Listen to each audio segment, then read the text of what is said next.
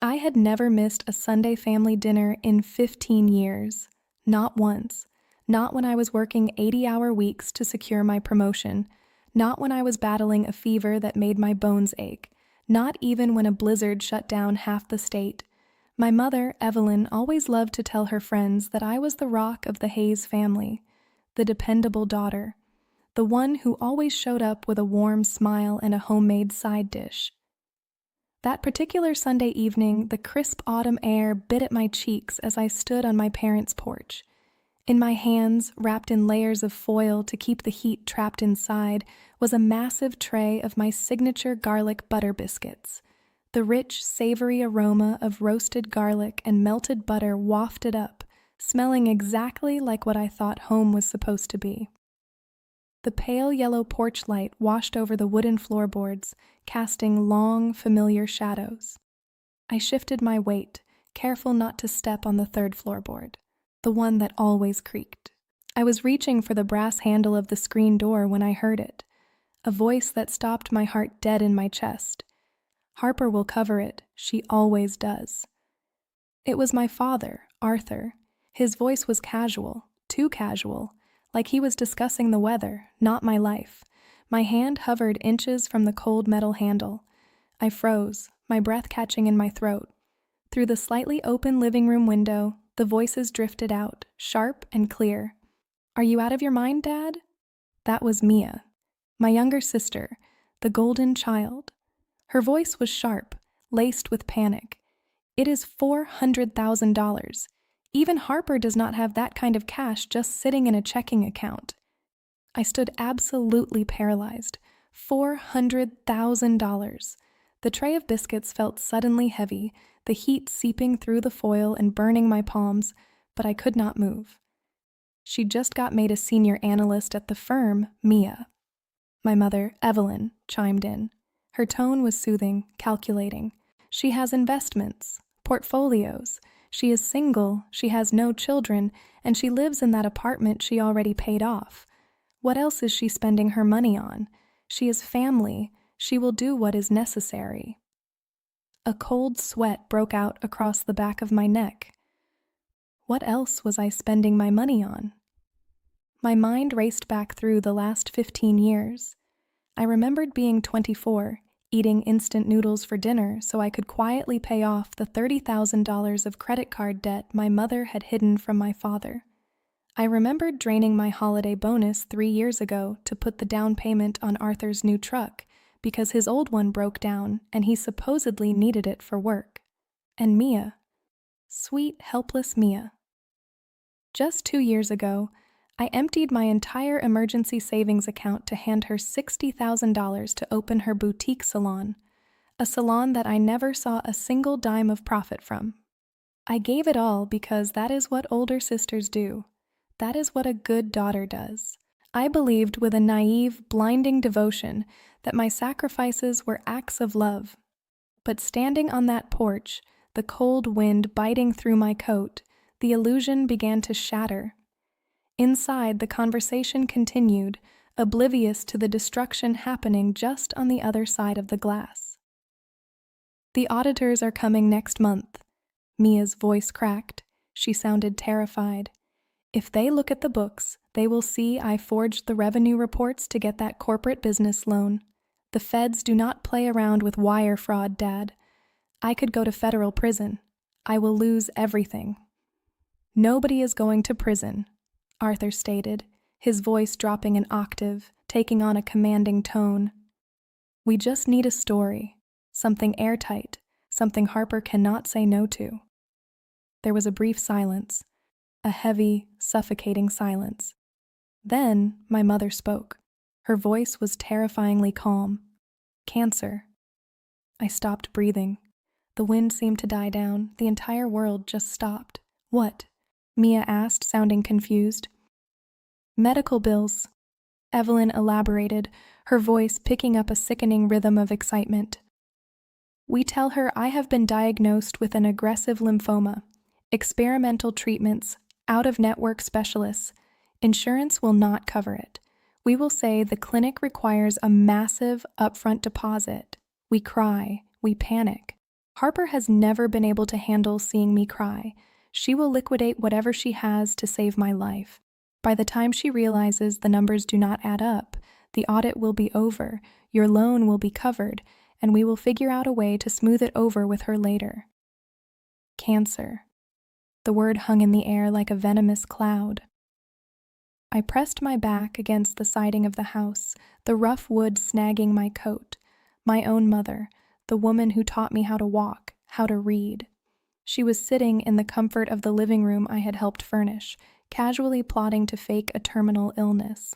It was a level of emotional terrorism I could not even begin to comprehend. "Are you sure she will bite?" Mia asked, her voice trembling, but not with guilt, with hope.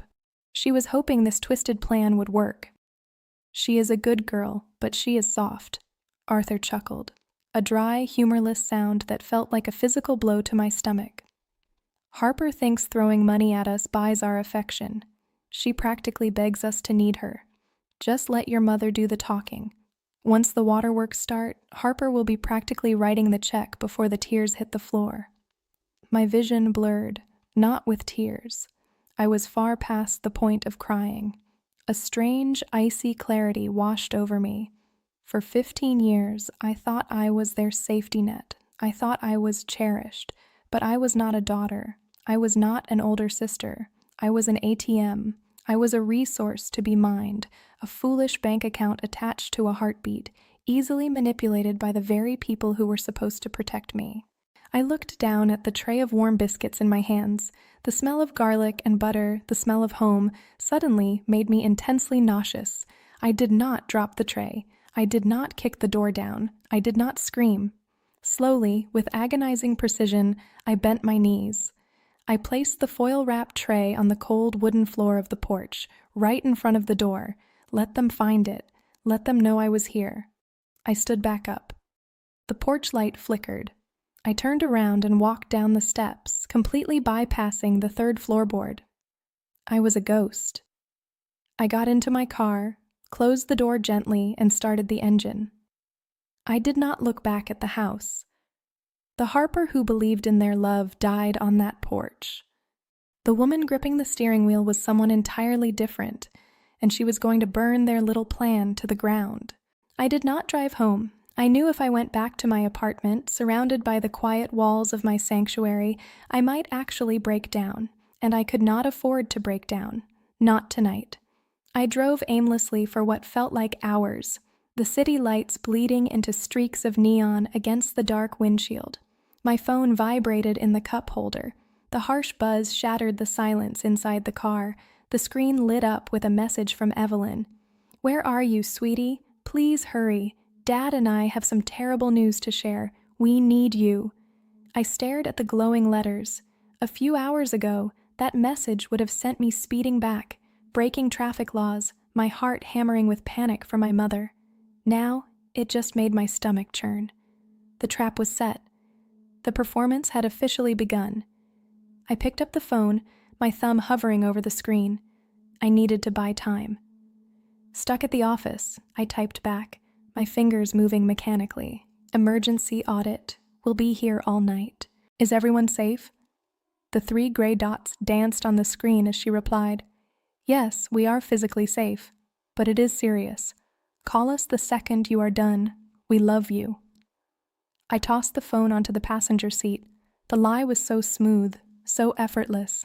I pressed my foot on the gas and headed toward the downtown business district. I badged into my office building. It was Sunday night, and the towering glass structure was completely deserted. The silence on the 24th floor was deafening. I sat at my desk, booted up my computer, and stared at the glowing monitors. If they were willing to fake cancer for $400,000, what else had they done? What else were they hiding? I opened a web browser and requested a comprehensive credit report from all 3 major bureaus. I had always been meticulous with my finances, but I had never thought to check for internal threats. The reports generated, lines of data scrolling down the screen. I scanned my open accounts. My mortgage, my car loan, my credit cards. Everything looked normal until I scrolled down to the closed account section. There it was, A line of credit for $15,000 opened 5 years ago and quietly paid off over 2 years. The primary account holder was Arthur Hayes. The guarantor, the person legally responsible if he defaulted, was Harper Hayes. I stopped breathing. 5 years ago. I had been 25. I never signed a guarantor form. I never authorized a line of credit.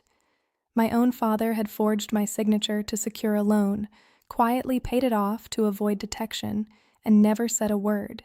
He had weaponized my identity.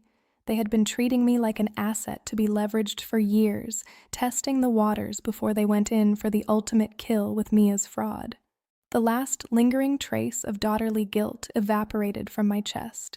It was replaced by a cold, calculating fury. I did not make a cup of coffee. I made moves. I opened a new browser tab and began the purge. First, the liquid assets.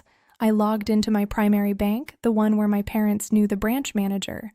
I opened 2 new high-yield accounts at an entirely different international banking institution. One by one, I transferred every single cent I had. My checking, my emergency fund, my targeted savings. I watched the balances at the old bank hit 0. Next, the investments.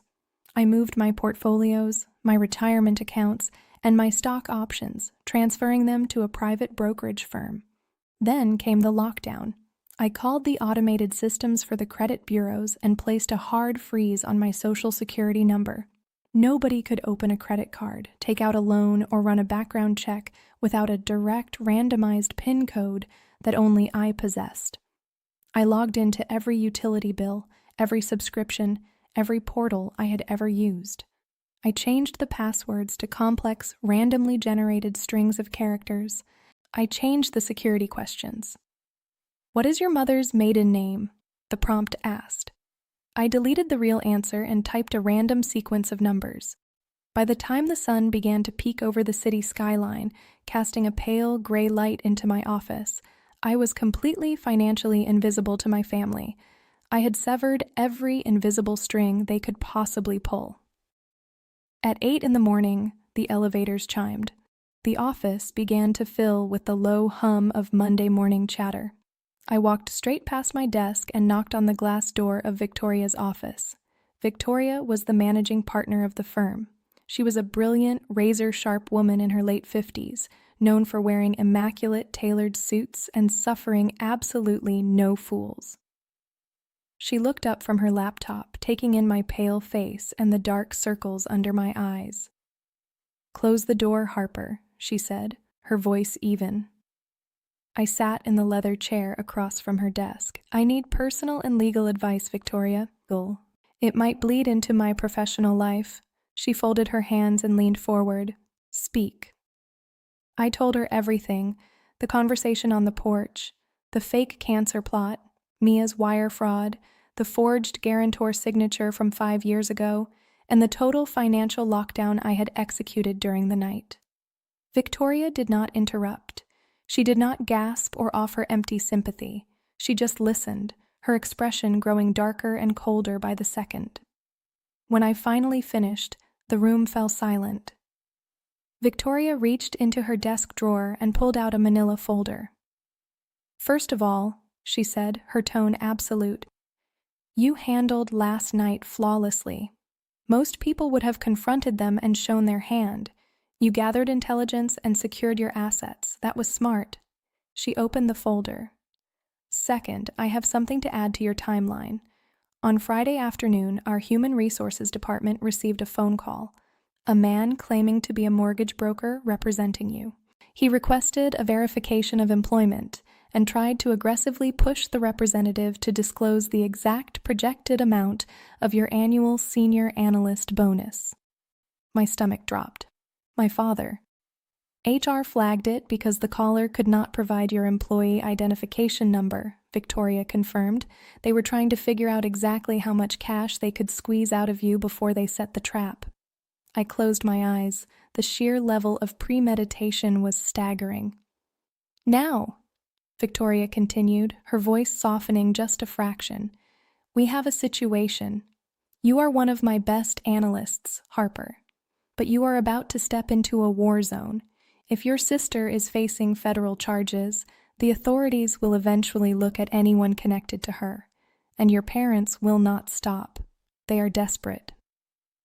I nodded slowly. "I know. I need to find a lawyer." "I will give you the number for Marcus Thorne. He is a corporate shark, but he handles high-profile domestic extortions," Victoria said, sliding a business card across the desk. Then she paused. "But a lawyer can only do so much if they are constantly banging on your front door. You need distance." I looked up at her, confused. Distance? Victoria closed the folder.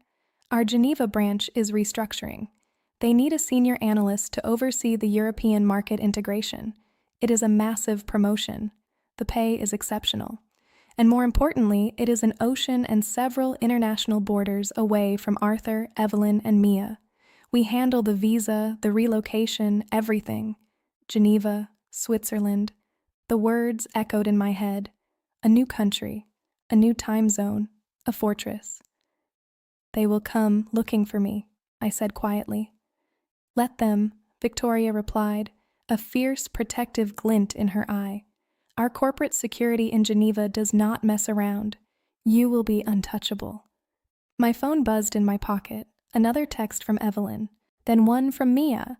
The performance was escalating. They were waiting for their audience. I looked at the business card on the desk. Then I looked at Victoria. The frightened, obedient daughter was gone. "When do I leave?" I asked. By Tuesday, my radio silence had driven them into a state of absolute panic. My phone logged 42 missed calls and over 100 text messages. They ranged from Evelyn pleading for me to come home, to Mia acting terrified, to Arthur demanding that I answer the phone like a respectful daughter. I ignored them all. I was too busy finalizing my visa paperwork for Geneva. But I knew they would not just give up. Predators do not let their prey wander off without a fight. The first ambush happened on Tuesday evening in the dimly lit concrete parking garage of my apartment building. I had just stepped out of my car, the heavy thud of the door echoing in the empty space, when a shadow detached itself from the concrete pillar near the elevator. "Harper," it was Mia. She looked awful, though I suspected the smudged mascara and unwashed hair were carefully curated choices for her role as the distressed younger sister. She rushed toward me, arms outstretched, preparing to pull me into a desperate embrace. I took a sharp step back, holding up my hand. "Do not touch me." My voice was dead flat. It stopped her right in her tracks. Her face twisted into a mask of pure agony. "Harper, why are you doing this?" Mia cried, her voice echoing shrilly off the concrete walls. "Mom is sick. She is really sick. We have been trying to reach you for days. Where have you been? We need you." I looked at her, really looked at her. I saw the slight tremor in her hands, not from sorrow, but from the fear of a federal indictment. "I have been busy, Mia," I said calmly, gripping the handle of my briefcase. "And you should be too. Finding a good criminal defense attorney takes time." All the color instantly drained from Mia's face. The tears stopped flowing. Her mouth opened, but no sound came out. The sudden shift in her demeanor was chilling. The crying sister vanished, replaced by a terrified fraudster who realized her mark was onto her. I did not wait for her to recover. I turned on my heel, badged into the elevator lobby, and left her standing alone in the cold garage. But the family was desperate, and Evelyn was always the star performer. The next afternoon, the phone on my desk rang. It was the front lobby receptionist. "Harper," she whispered, sounding deeply uncomfortable. "Your mother is down here. She is making a scene. She says it is a medical emergency." I closed my eyes. The audacity was almost impressive. I took a deep breath, smoothed the front of my blazer, and took the elevator down to the grand marble lobby of the firm. Evelyn was sitting on one of the leather couches, clutching a thick manila folder to her chest. She looked pale, fragile, and utterly broken. Several of my colleagues were walking by, casting sympathetic glances her way. When she saw me, she let out a loud, theatrical sob that commanded the attention of half the room. Harper, oh my baby! She stood up, swaying slightly as if she might faint. Why have you been ignoring us? I am dying, Harper. I am dying. She shoved the manila folder into my hands.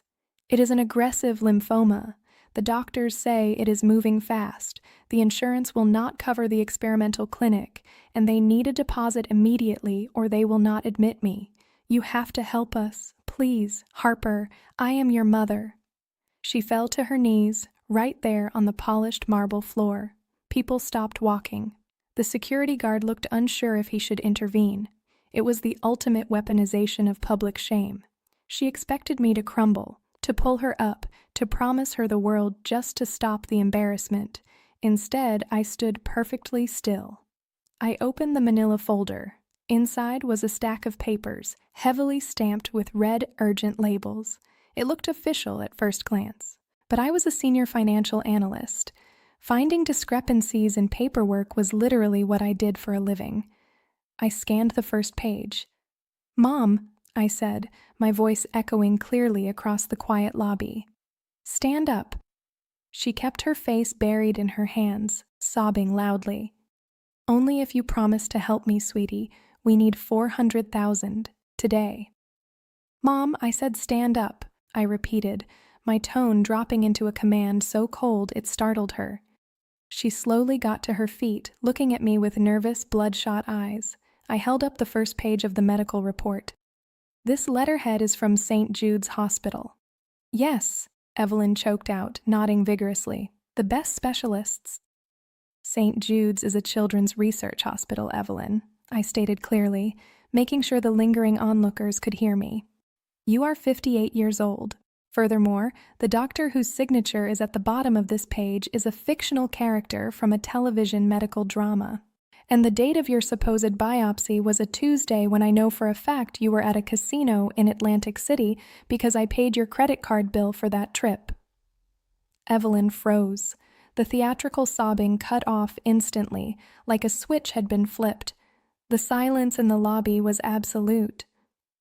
"I was on the porch on Sunday night," I said softly, stepping closer so only she could hear the final nail being driven into the coffin. "I brought the garlic butter biscuits. I heard the entire plan. I heard Mia's wire fraud. I heard you suggest faking cancer. I heard Dad call me soft. The daughter you thought you could bleed dry died on that porch." Evelyn's mouth opened and closed like a fish suffocating on dry land. The mask had completely shattered. She looked around, realizing the audience she had gathered was now staring at her in horror. Without another word, she snatched the folder from my hand, turned around, and practically sprinted out of the revolving doors. I thought that would be the end of it. I was wrong. Arthur had always preferred the stick over the carrot. That night, at exactly 11 o'clock, my phone rang. The caller ID was blocked. I answered it, but I did not speak. I simply pressed the record button on my secondary work phone and held it near the speaker. "You think you are so damn smart," Arthur's voice hissed through the line. The fake loving father was gone. This was the man who had forged my signature 5 years ago. "Hello, Arthur," I said evenly. "Listen to me, you little brat," he spat. "You are going to wire that money to Mia's account by tomorrow morning. If you do not, I will destroy you. I will post all over social media that you abandoned your mother while she was dying. I will call your bosses at that fancy firm and tell them you steal from your own family. I will make sure everyone in this city knows exactly what kind of heartless monster you are. You will have nothing." He was breathing heavily into the phone, waiting for me to beg, waiting for me to apologize. "Are you finished?" I asked. "Tomorrow morning, Harper. Or your life is over." "Actually," I replied, staring out at the city lights, "I think yours is." I hung up the phone. I stopped the recording. I saved the audio file, attached it to an email along with the credit report showing the forged loan from 5 years ago, and sent it to Marcus Thorne, the shark lawyer Victoria had recommended. My subject line was simple: "Let's go hunting." The audacity of desperate people knows absolutely no bounds. It was Friday afternoon. I was in my apartment taping up the final moving boxes for my relocation to Geneva when a sharp knock echoed through the hallway. I opened the door to find a man in a rumpled suit holding a thick manila envelope. He asked to confirm my name, shoved the envelope against my chest, and walked away without another word. I broke the seal and pulled out the thick stack of legal documents. It was a formal civil lawsuit. Arthur, Evelyn, and Mia were suing me. The charges were absurd. They were claiming breach of implied contract, negligent infliction of emotional distress, and demanding the immediate release of $400,000 in supposed familial support funds. They alleged that the money I had given them over the past 15 years established a legally binding precedent of financial care, and that cutting them off suddenly was an act of malicious financial abuse. I stood in the middle of my half-empty living room and laughed. It was not a happy sound. It was a dark, hollow laugh born from the absolute disbelief that the people who raised me could be this remarkably shameless. They were trying to use the justice system to force me back into my role as their personal ATM. I did not panic. I simply picked up my phone and called Marcus Thorne. I met Marcus at his office the following Monday. The firm occupied the top 3 floors of a downtown skyscraper, a fortress of glass, steel, and ruthless efficiency. Marcus was a man in his early 50s who moved with the predatory grace of a shark circling bleeding bait. He wore a bespoke charcoal suit and possessed eyes that looked like they calculated risk for fun. He sat at the head of a massive mahogany table, reviewing the lawsuit, the audio recording of Arthur's threat, the evidence of Evelyn's fake hospital documents, and the credit report showing my father's forged loan from 5 years ago. When he finally looked up, a terrifying, razor-thin smile spread across his face. "Harper," Marcus said, his voice a low, smooth rumble. "Your family brought a butter knife to a gunfight. We are going to drop a nuclear bomb on them." "I want it to be definitive," I told him, my voice steady. "I leave for Switzerland in exactly 10 days. I want this severed permanently before my flight takes off." "Consider it done," Marcus replied. "They want to play the legal game? We will rewrite the rules." The showdown took place 3 days later, right there in Marcus Thorne's pristine conference room. Arthur, Evelyn, and Mia walked in looking triumphant. They were accompanied by a cheap, strip-mall attorney who looked like he was already sweating through his cheap shirt. Arthur puffed out his chest, casting a smug, authoritative glare in my direction. Evelyn attempted to look frail, dabbing her dry eyes with a tissue. Mia just looked at the mahogany table, refusing to make eye contact with me. They took their seats across from us. Their lawyer cleared his throat, opening his briefcase. "Mr. Thorne," the opposing lawyer began, attempting to sound commanding, "my clients are prepared to offer a settlement today to avoid dragging your client through a painful public trial. If Ms. Hayes agrees to transfer $300,000, we will drop the suit." Marcus did not even blink. He leaned forward, resting his elbows on the table, and looked directly at Arthur. "There will be no settlement," Marcus said, his voice cutting through the room like a scalpel. "In fact, you are going to drop this frivolous lawsuit before you leave this building, because if you do not, we will file our countersuit this afternoon." He slid a thick, bound document across the polished wood. "Count 1, Marcus listed, ticking it off on his fingers. "Extortion. Supported by a crystal-clear audio recording of Arthur Hayes threatening to destroy my client's professional and personal reputation if she did not wire funds." Arthur's smug expression instantly vanished. The color drained from his face. "Count 2, Marcus continued relentlessly. "Identity theft and bank fraud. Committed 5 years ago when Arthur Hayes forged Harper Hayes' signature to act as a guarantor on a $15,000 line of credit." Evelyn gasped, whipping her head to look at her husband. "Arthur, what did you do?"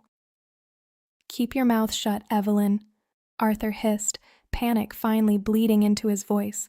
"Oh, do not worry, Evelyn, there is plenty for you too." Marcus smiled coldly. "Count 3. Attempted fraud by deception regarding the fabrication of terminal illness records to solicit funds. We have already contacted St. Jude's legal department regarding your unauthorized use of their hospital letterhead. They are very interested. The strip mall lawyer was staring at the documents, his face pale. He looked at Arthur. You did not tell me about any of this. And finally, Marcus leaned back, his eyes shifting to my sister. Mia, we have compiled a comprehensive dossier regarding the discrepancies in your boutique salon's corporate loan applications. It seems you artificially inflated your revenue by over 300% to secure federal funding. Mia let out a small, strangled whimper. She covered her face with her hands, her shoulders shaking violently. This time, the tears were real. Now, I said. It was the first time I had spoken since they entered the room. Every eye snapped to me. I looked at my parents, the people I had tried so hard to please. They looked small now, pathetic, trapped in the web of their own greed. You thought you could intimidate me, I said, my voice eerily calm. You thought because I always gave I was weak, but the only reason you ever had any power over me was because I loved you. I took that power back the night I left the biscuits on the porch. I stood up, buttoning my jacket. Here are my terms, I stated, looking down at them. You will withdraw this lawsuit immediately, with prejudice. You will sign a legally binding non-contact order, barring you from ever attempting to communicate with me, my employer, or my associates again. If you violate it even once, Marcus will forward this entire binder directly to the Federal Bureau of Investigation, the IRS, and the local district attorney. Arthur opened his mouth to argue, old habits dying hard, but his lawyer practically tackled his arm, whispering frantically in his ear. What about my loan? Mia sobbed, looking up at me with terrified, red-rimmed eyes. The auditors are coming next week, Harper. I am going to go to jail. Please. I looked at my younger sister. I felt absolutely nothing. The well had run completely dry. Then I suggest you get a good lawyer, Mia, I said softly, because I am not your bank anymore. I am not your shield.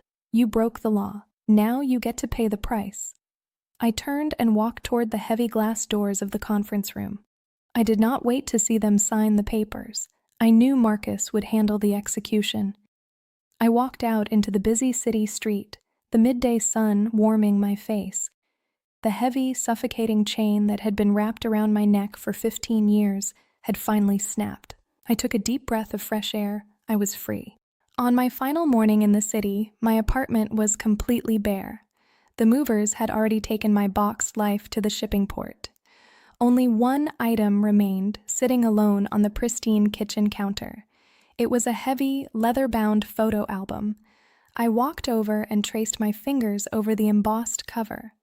Inside were 30 years of memories. Christmas mornings, summer vacations, my high school graduation. Pictures where Arthur was smiling, where Evelyn was holding my hand, where Mia was looking up at me with admiration. I opened it to a random page. There we were, the four of us, standing in front of the house. We looked like the perfect American family. But I knew the truth now. I knew what the smiles really cost. I closed the album. I did not pack it into my carry-on bag. I did not leave it on the counter for the landlord. I walked out of my apartment, down the carpeted hallway, and opened the heavy metal door of the trash chute. I held the album over the dark, echoing drop. I let go. The heavy thud of the book hitting the dumpster far below was the final period at the end of a very long, very painful sentence.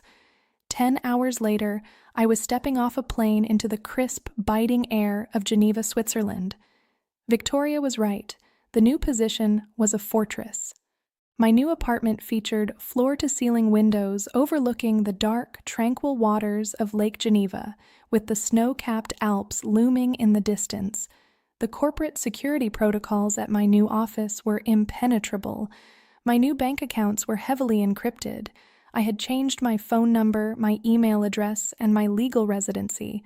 I was a ghost who had successfully crossed the ocean to start a second life. The silence that followed was not lonely. It was the most beautiful sound I had ever heard. It was the sound of peace. 8 months passed. I immersed myself in the European markets, made brilliant new friends who did not ask to borrow my credit cards, and spent my weekends taking trains into the mountains. I was healing.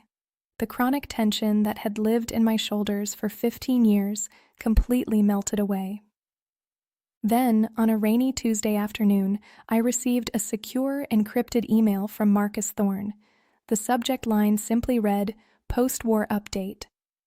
I sat at my glass dining table, sipping a cup of black coffee, and opened the attached document. It was a summary of the ruins I had left behind. The audit had hit Mia's salon exactly 2 weeks after I left the country. Without my money to cover the fraudulent revenue reports, her entire house of cards collapsed spectacularly.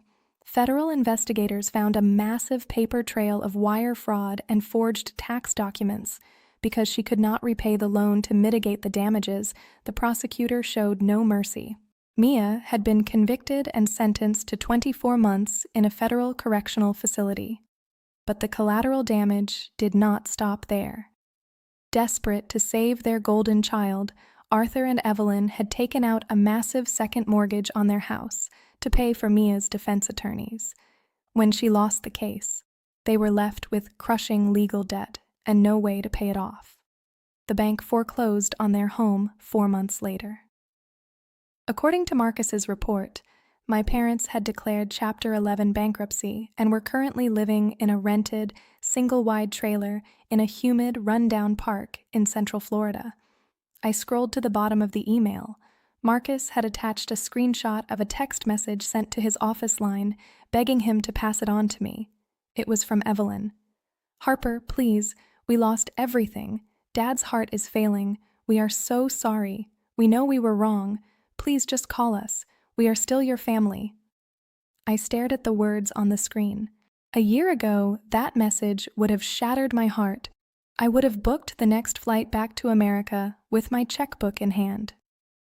Now, looking at the rain tapping against the glass overlooking Lake Geneva, I felt absolutely nothing. No guilt, no triumph. No anger, just a profound, quiet emptiness where my love for them used to reside. I hit the delete button. I did not reply. I closed my laptop, walked over to the window, and watched the fog roll over the lake. Society conditions us to believe that blood is thicker than water. We are taught from a very young age that family is the ultimate sanctuary, that you must forgive, you must endure, and you must sacrifice no matter how much it hurts. We are told that turning your back on your parents or your siblings is the ultimate sin. But what they do not tell you is that sometimes blood is just biology. Sometimes the people who are supposed to love you unconditionally only love what you can provide for them. They do not view your generosity as a gift. They view it as a weakness. They view it as an entitlement. And if you let them, they will strip you down to your bones, sell the marrow, and then complain that you did not give them enough. Walking away from my family was the hardest thing I ever had to do. It felt like tearing off my own skin, but it was not an act of malice. It was an act of survival. I realized that a parasite does not care if the host dies, as long as it gets its meal. And I refused to die on their porch. I am telling you this story because I know I am not the only one. If you are listening to this right now, maybe you are sitting in your car in a dark driveway, dreading walking through your own front door. Maybe you are staring at a bank account that is empty because you had to bail out a sibling for the 5th time this year. Maybe you are exhausted from being the reliable one, the strong one, the one who is expected to set yourself on fire just to keep your family warm. I need you to hear this, and I need you to believe it. You do not owe your life to people who treat you like a transaction. You are allowed to close your wallet. You are allowed to change your locks. You are allowed to pack your bags and walk away from anyone who uses the word family as a weapon to hold you hostage. Setting boundaries does not make you cold. Walking away from abuse does not make you a bad person. It makes you awake.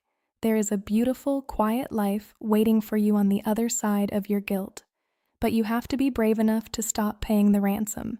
If you have ever been the person who gave everything and received nothing but betrayal in return, I want to hear from you. Scroll down into the comments right now and leave one word. Tell me the word you wish you had the courage to say to them before you walked away. Share your story, because the only way we break these chains is by realizing we are never truly alone.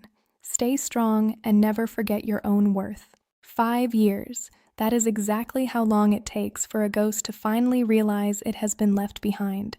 It was a crisp Thursday morning in late November. I was no longer a senior analyst. I had been promoted to regional director of the European division. My office in Geneva now had an adjoining private balcony, and my life was a meticulously curated sanctuary of peace, success, and quiet mornings. My assistant, a brilliant young woman named Chloe, walked in and placed a single physical envelope on my desk. It was forwarded from Marcus Thorne's law firm in the United States. The return address was a post office box in a rundown suburb of Chicago. The handwriting was painfully familiar. It was from Mia. I looked at the envelope. My heart did not race, my palms did not sweat. 5 years ago, seeing that handwriting would have triggered a full-blown panic attack. Today, it felt no more significant than a piece of junk mail offering a discount on car insurance. I picked up my silver letter opener, sliced the top of the envelope, and pulled out 3 pages of lined notebook paper. Mia had been released from federal prison 3 years ago. According to the occasional, unsolicited updates Marcus sent me to keep my security files current, her life had become a predictable cycle of minimum wage jobs and small-time legal troubles. But this was the first time she had actively tried to bypass the legal barrier to reach me. I unfolded the paper and began to read. Dear Harper, I know you probably hate me. I know you have every right to. I am sitting in a tiny studio apartment that constantly smells like bleach, eating cold soup, and I cannot stop thinking about you. Prison changed me, Harper. It broke me down until there was nothing left. But mostly, it gave me time to think. Time to realize what Mom and Dad did to us. I paused, leaning back in my leather chair. Us. That was an interesting word choice. They ruined both of our lives, the letter continued, the handwriting growing more frantic. They used me just like they used you. They pressured me to succeed so they could brag about my salon. They pushed me to take that fraudulent loan so they could keep up their lifestyle. We are both victims of Arthur and Evelyn. I finally see that now. I have cut contact with them completely. They are living in that trailer park in Florida, and I refuse to speak to them. We survived them, Harper. You and me. We are sisters. We are the only ones who truly understand the trauma we went through. Please, let me back into your life. Even just a phone call. I am entirely alone. I read the letter a second time. Then I placed it flat on my desk. It was a masterpiece of psychological manipulation. It was a textbook example of a tactic called trauma bonding. Mia was no longer playing the helpless younger sister, and she was no longer playing the victim of a harsh legal system. Now, she was trying to play my comrade in arms. She was trying to rewrite history, casting herself not as the perpetrator of fraud and extortion, but as a fellow casualty of our parents' greed. She wanted me to believe that we were on the same team. She wanted to use our shared abuser to build a bridge over the massive, uncrossable moat I had built around my life. But I was not the same woman who stood on that wooden porch with a tray of garlic butter biscuits. I had spent 5 years in therapy unpacking the exact mechanics of their manipulation. Mia did not take out a fraudulent federal loan because she was a victim. She took it because she wanted the prestige of a high-end salon without putting in the actual work. She did not agree to the fake cancer plot because Arthur bullied her into it. She agreed to it because she wanted $400,000 of my money to save her own skin. She was entirely alone, not because she was a tragic survivor, but because she had systematically burned every bridge she had ever crossed. And now that the ashes were cold, she was looking for a new place to stay warm. I picked up the 3 pages of lined notebook paper. I did not feel angry. I actually felt a profound sense of closure.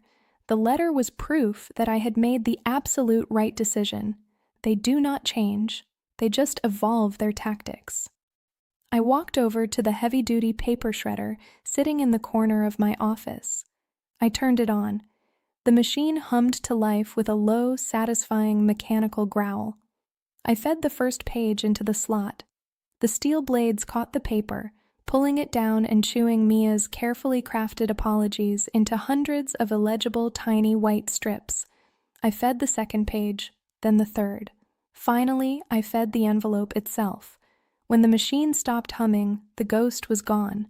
I did not write her back. I did not call Marcus to report a violation of the non-contact order. Responding, even with a legal threat, would have shown her that she still had the power to disrupt my day.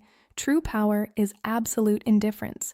True power is letting them scream into the void while you turn up the jazz music and pour yourself a second cup of coffee.